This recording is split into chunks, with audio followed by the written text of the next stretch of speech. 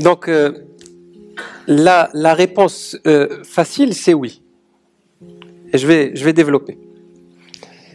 En fait, c'est pas qu'on peut l'arrêter. On peut, comme tout cycle, en fait, un cycle peut être accéléré ou ralenti. Ça va dépendre de tes choix et de ton libre arbitre à toi. Donc, la vie, elle te donne un bagage. Dans une même vie, tu peux faire le choix d'être à l'extrême un criminel, ou tu peux faire le choix d'être une sainte personne. C'est un choix que tu fais. D'ailleurs, on a des histoires, il y en a une que j'aime beaucoup, dans la tradition bouddhique, c'était un assassin qui s'appelait Arjuna, et qui était un tueur sanguinaire, et il est devenu un des plus grands disciples de Bouddha. Dans sa propre vie, il est passé de criminel à l'extrême, le tueur sanguinaire, au sage. Et d'ailleurs, il y avait un gouverneur qui le cherchait à l'époque, qui est venu à la Sangha de Bouddha, et il était à la recherche de ce tueur qui avait terrorisé toute la région pendant des années, il ne le trouvait plus.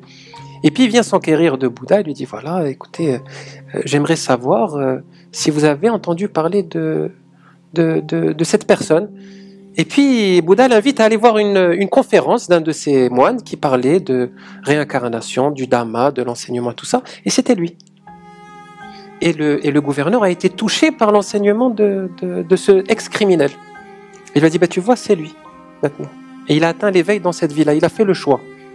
Il a fait le choix. Donc on voit un peu les extrêmes, ça veut dire qu'au final, on arrive avec un bagage, il y a des généralités, il y a des moyennes, mais on peut, que ce soit le cycle des réincarnations, n'importe quel cycle, le cycle de souffrance qu'on a dans notre vie actuelle, sans aller se projeter trop loin, tous les cycles que nous vivons dans nos vies, on peut les rallonger ou les raccourcir, ou les arrêter. On a le choix. Vous pouvez être dans un cycle de souffrance extrême lié à X ou Y facteur ou raison, et vous avez le choix d'arrêter à tout moment, comme vous avez le choix de le perpétuer. Il n'y a pas de règle par rapport à ça. Et c'est ça la beauté du libre arbitre et du choix.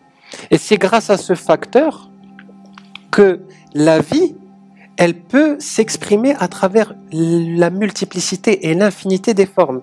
S'il n'y avait pas ce facteur-là, la vie serait presque uniforme. On n'aurait pas autant de variantes, autant de possibilités. Regardez juste chez nous sur Terre, nous sommes 8 milliards de consciences uniques et distinctes. Chaque être humain est une planète, est un monde. Et il est unique. Il n'y a pas deux comme lui. Chaque goutte de pluie est unique, malgré que ça soit de l'eau. En même temps, nous avons l'unicité dans la multiplicité. Et ça, c'est l'avantage, en fait, c'est la grande chance du choix et du libre arbitre. Donc, ça dépend beaucoup de... aussi, ça c'est la réponse, si tu veux, générale, parce que ça ne concerne pas que la réincarnation. Et après, en tant que, on va dire, être humain, moi, ma philosophie, ou en tout cas ce que j'ai appris, et ce que j'ai compris, et ce que j'ai intégré, c'est qu'il y avait à se libérer de rien du tout. Il n'y a ni à se libérer des cycles, ni à arrêter la réincarnation, il y a juste à vivre. Tout le reste, en fait, ce sont des créations du mental. Même l'éveil. Parce que qui vous a dit que vous n'étiez pas éveillé? En ce moment, vous êtes tous éveillés en train de me regarder. Vous êtes éveillés, et je suis éveillé en train de vous regarder, m'entendre parler. On est en plein éveil, c'est juste qu'on n'en a pas conscience. Donc le problème, c'est que toujours on met à l'extérieur de soi ce que l'on cherche. Ça commence par Dieu d'abord. Dieu, il est en haut, comme tu l'as dit, il a une barbe blanche, pour certains, il trône, il nous juge, il est à l'extérieur de nous. Ça commence comme ça, tout est à l'extérieur de nous. Et donc, on cultive cette fausse idée de la séparation, tout le temps. Alors que l'éveil, il est à l'intérieur de nous. On n'a pas à aller chercher quelque chose qui est inatteignable. Parce que c'est un peu cette quête inatteignable de l'éveil, on va mettre, qui est un peu fataliste du coup, parce que ça décourage quand on entend les hindouistes nous parler ou des gens dans le yoga, oui, c'est 100 000 vies avant d'atteindre l'éveil. Putain, faut se réveiller tôt le matin. 100 000 vies à galérer, ça fait mal un petit peu, ça décourage. Mais en fait non, c'est pas le bon angle d'attaque. Le vrai angle, c'est que tu es divin en ce moment même, tu es habité par la conscience divine, tu es un ici et maintenant. Le plus tu vas faire le travail de purification, de nettoyage, le plus tu vas pouvoir être connecté à cette réalité-là. Et ça passe pas par ta volonté, du tout. Ça passe par sa volonté à lui, à la vie, au divin, pas par ta propre volonté. Tant qu'il y a ta volonté à toi, tu es égaré. parce que ta volonté elle est limitée, ton mental est limité, et ton esprit ne peut pas, on va dire, englober et arborer ces choses-là.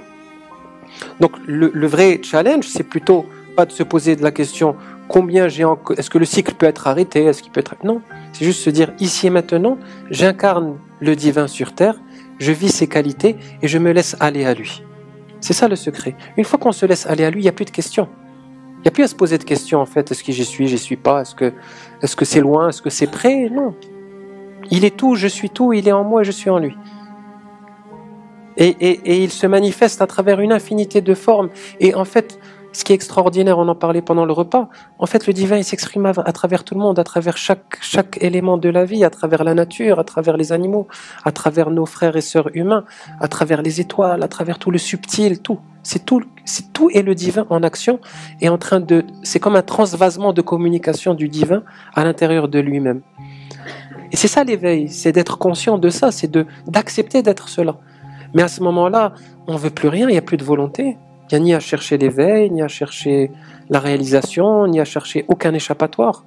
Il n'y a plus que lui en fait. Il n'y a rien d'autre. Et pour conclure ma réponse, je vais partager avec toi une petite histoire que j'aime beaucoup. Et c'est une histoire soufie. Et on est à peu près au 14e ou au 15e siècle. Et il y avait une grande communauté soufie en Afghanistan, qui a été d'ailleurs par ailleurs complètement détruite. Et c'était un foyer très très fort du soufisme.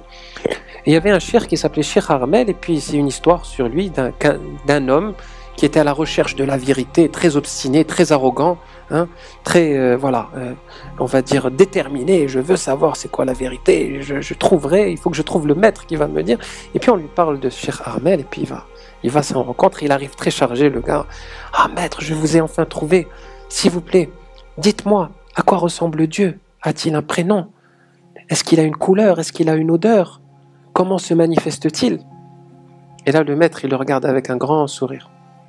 Il lui dit, bien sûr, cher ami, à chaque fois que je ne suis plus moi, il n'y a plus que lui. Attends, base zéro. Une phrase, il a tout résumé. Il dit, à chaque fois que je ne suis plus moi, il n'y a plus que lui. Ça fait ça, Lina. Toi, bagage, tu as tout résumé. Il a tout résumé en 2 mots. Quand tu sors de ta perception égotique, quand tu acceptes la vie en toi, il n'y a plus que lui. Il n'y a plus de questions, il n'y a plus de réponses. Il y a l'énergie en action. C'est ce que moi j'appellerais, j'en ai consacré un chapitre dans mon livre, la grâce. Et dans la grâce, en fait, il y a les plus belles choses qui nous traversent. Il n'y a plus de questions. C'est la foi absolue, c'est l'énergie qui nous traverse. Ça y est, il n'y a plus d'identification, il n'y a plus de volonté propre.